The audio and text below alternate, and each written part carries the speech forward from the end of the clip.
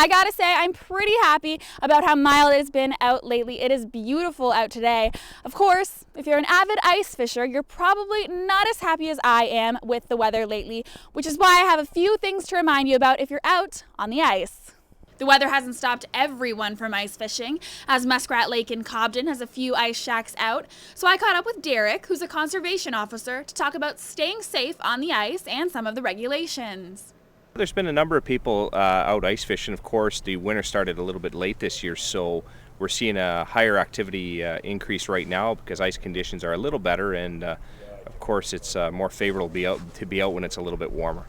But even though you can ice fish now, the weather being so mild is always a cause for concern.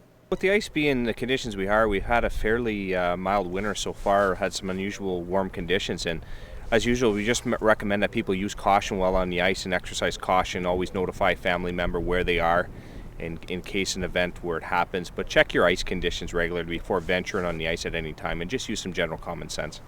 Now, if you've ever been stopped at the Quebec border trying to bring alcohol from that side into the Ontario side, you'll know that there are different regulations for each province, but you may not know that that includes fishing.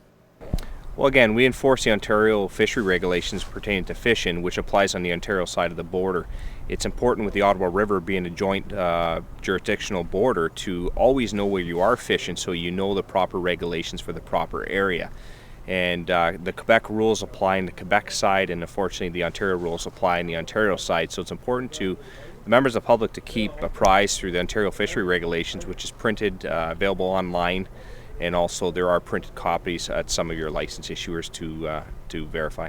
Most borders are referenced on, you can use your GPS where it references a border. It's not really an imaginary line, it is a line in the middle of the water. You can also refer to several maps and navigational charts that will make reference to where the border is. But again, it's up to the member that is using the fishing to exercise proper due diligence and do the effort to make sure that they're fishing in the proper jurisdiction and obeying that jurisdiction's rules. So remember to always use caution when out on the ice and check the rules and regulations before you head out. Megan Evans, TV Cogeco News, Pembroke.